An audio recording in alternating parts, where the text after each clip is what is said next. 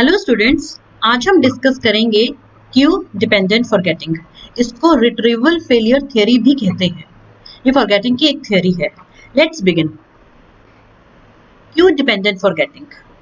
Q dependent forgetting ये कहती है कि फॉरगेटिंग इसलिए होती है क्योंकि कई बार हमें राइट क्यूज नहीं मिलते। अब होता क्या है स्टूडेंट्स, जब भी हम कुछ इंफॉर्मेशन जब हम इनकोड करते हैं, जब भी हम कोई इंफॉर्मेशन कुछ याद करते हैं, तो उसके साथ साथ हम कई और चीजें भी इनकोड कर लेते हैं।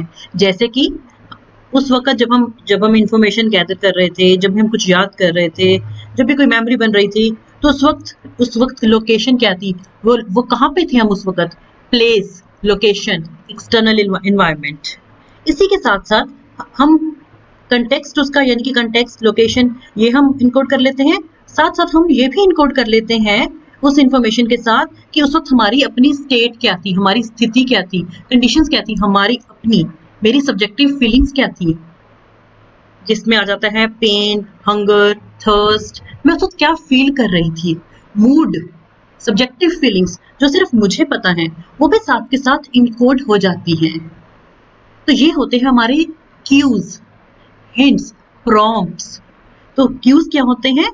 क्यूज होते हैं वो स्टिमुलाई, वो एलिमेंट्स जो कि जब हम इंफॉर्मेशन गैदर कर रहे थे उस वक्त हमारे साथ थी, उस इंफॉर्मेशन के साथ they were present at the time when actual memory was encoded. और ये क्यूज हमें हेल्प करते हैं इंफॉर्मेशन को रिकॉल करने में। ये क्यूज हमें हेल्प करते हैं रिट्रीवल में। ये वो स्टिमुलाई और वो एलिमेंट्स हैं that can aid in its retrieval. In order for the memory to be assessed again, a retrieval queue is required. कई बार हमारी इंफॉर्मेशन हमारे ब्रेन में होती है पर हम रिकॉल नहीं कर पाते क्योंकि राइट रिट्रीवल क्यू हमें नहीं मिलता, रिट्रीवल क्यूज हमें नहीं मिलते। तो ये होता है हमारा, तो ये बेसिक है हमारी इंट्रोडक्शन क्यू डिपेंडेंट फॉरगेटिंग की। The basic principle that underlies all these effects is sometimes called encoding specificity principle. इन सबको क्या कहा जाता है, इन सबके इफेक्ट के पीछे जो एक बेसिक एक प्रिंसिपल है उसको बोलते हैं इनकोडिंग स्पेसिफिसिटी प्रिंसिपल। ओके, अब ये दो तरह के होते हैं, एक होता है कंटेक्स्ट डिपेंडेंट, दूसरा होता है स्टेट डिपेंडेंट। अब कंटेक्स्ट डिपेंडेंट क्या होता है? कंटेक्स्ट मतलब लोकेशन, एक्सटर्नल इन्वायरमेंट। ये वो क्यू है जो इंफॉर्मेशन के साथ साथ एसोसिएट हो जाता है, इंफॉर्मेशन के साथ साथ हम इनकोड कर लेते हैं उस कंटेक्स्ट को। जब हम इंफॉर्मेशन इनकोड कर रहे थे तो वो कंटेक्स्ट क्या था। तो ये कंटेक्स्ट डिपेंडेंट क्या कहती है कि इंफॉर्मेशन रिकॉल करनी इजी होती है अगर हम उस सिमिलर, जब हमने इंफॉर्मेशन रिकॉर्ड की थी वो वाला इन्वायरमेंट, वो वाला कंटेक्स्ट और अब वाला कंटेक्स्ट वो सिमिलर हो। कंटेक्स्ट जो है वो दोनों का सिमिलर हो या उसके जैसा हो, तो उसको बोलते हैं कंटेक्स्ट डिपेंडेंट। मैंने अपनी इंफॉर्मेशन इस पर्टिकुलर कंटेक्स्ट में इनकोड की और अगर मैंने इसको रिकॉल करना है तो वैसा सिमिलर कंटेक्स्ट होना चाहिए, वैसी लोकेशन होनी चाहिए, वैसा एनवायरमेंट होना चाहिए। फॉर एग्जाम्पल, आपने काफी टाइम के बाद सपोज अपने पुराने स्कूल को विजिट किया। जब आप स्कूल में जाते हो, आप लाइब्रेरी में जाते हो सपोज, तो आपको कुछ मेमोरीज आपकी उस वक्त एक्टिव हो जाती हैं कि हम लाइब्रेरी में ये किया करते थे, हम सब फ्रेंड्स स्टूडेंट्स। आप कैंटीन में जाते हो तो आप कैंटीन में जाकर आपको वो मेमोरीज रिकॉल होती हैं जो कैंटीन में हुई थी। अपनी क्लासरूम्स विजिट करते हो तो क्यों कर पाते हो? क्योंकि कंटेक्स्ट सेम था, कंटेक्स्ट सिमिलर था। ऐसे ही हमारी कॉलेज रिलेटेड मेमोरीज, हमारी स्कूल रिलेटेड मेमोरीज हमें ईजी होती है रिकॉल करनी जब हम उस पर्टिकुलर इन्वायरमेंट में होते हैं या सिमिलर काइंड ऑफ इन्वायरमेंट में होते हैं। एक और एग्जांपल, डेली लाइफ एग्जांपल है। आप अपने रूम में हो, आप किचन में गए क्योंकि आपको कुछ काम था, किचन में गए, किचन में पहुंच के आपको याद आया कि पता नहीं मैं यहाँ पे क्यों आई थी।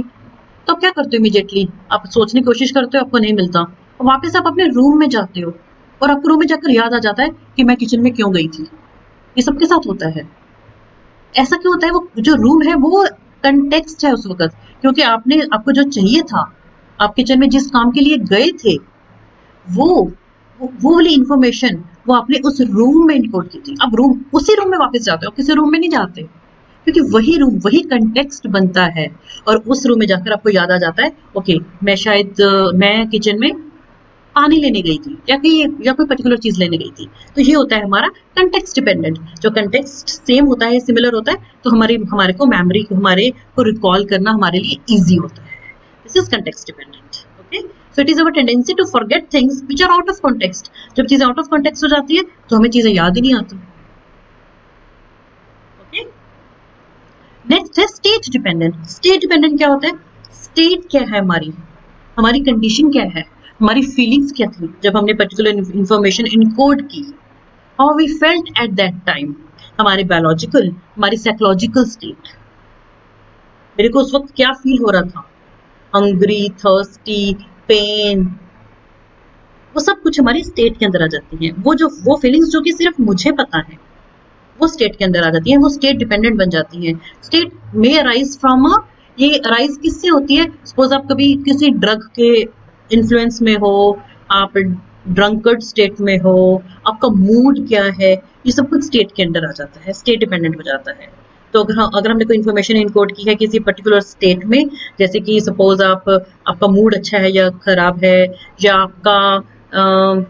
आप किसी ड्रग के इन्फ्लुएंस में हो, आप ड्रंकर्ड स्टेट में हो, तो जो इन्फॉर्मेशन आपने उस पर्टिकुलर स्टेट में इनकोड की है, अगर आपको वो इन्फॉर्मेशन रिकॉल करनी है तो आपको उस स्टेट में वापस जाना होगा, तो आपकी जो इन्फॉर्मेशन है वो अच्छे से रिकॉल हो पाएगी, आप रिट्रीव कर पाओगे। ये स्टेट डिपेंडेंट है। तो इसमें क्या आ जाता है? आपके ड्रग्स, आप किस ड्रग के इन्फ्लुएंस में हो, आप अल्कोहल के इन्फ्लुएंस में हो, likewise subjective feelings, how you felt at that time, आपकी बायोलॉजिकल स्टेट, आपकी साइकोलॉजिकल स्टेट।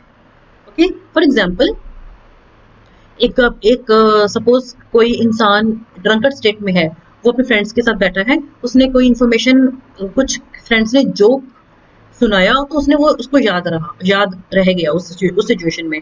पर जब वो अपनी अल्कोहलिक स्टेट से, इंटॉक्सिकेटेड स्टेट से दूसरी स्टेट में आया, नॉर्मल स्टेट में आया, जब वो नॉर्मल कंडीशन में आया, सोबर सिचुएशन में आया अपनी, तो उसको वो जोक याद नहीं रहता। और जब दोबारा वो सिचुएशन में जाता है तो उसको वो जोक याद आ जाता है। ऐसे हमने कई मूवीज में भी देखा है, अपनी बॉलीवुड मूवीज में भी देखा है कि वो ड्रंकर्ड स्टेट में जो उनको होता है, जब वो बाद में उसके बाद जब वो नॉर्मल स्टेट में आते हैं, जब वो सो के उठते हैं, तो ऐसा दिखाया जाता है मूवीज में उनको कुछ याद नहीं था। उस स्टेट में, उस ड्रग इंड्यूस स्टेट में, उस अल्कोहलिक स्टेट में उनके साथ क्या हुआ, या उनका वो उस समय जो कुछ हुआ, वो इंसिडेंट, वो एपिसोड उनको याद नहीं रहते।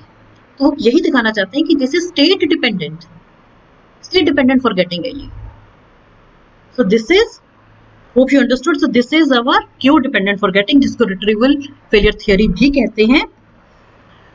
तो इसके की वर्ड्स हैं, क्यूज क्या होते हैं, कितने टाइप्स के होते हैं, और हमारी फॉरगेटिंग कैसे होती है इनके कारण। Hope you understood. अगर आपको अच्छा लगा तो प्लीज मेरे चैनल को सब्सक्राइब कीजिए और keep following me, keep studying. Thank you.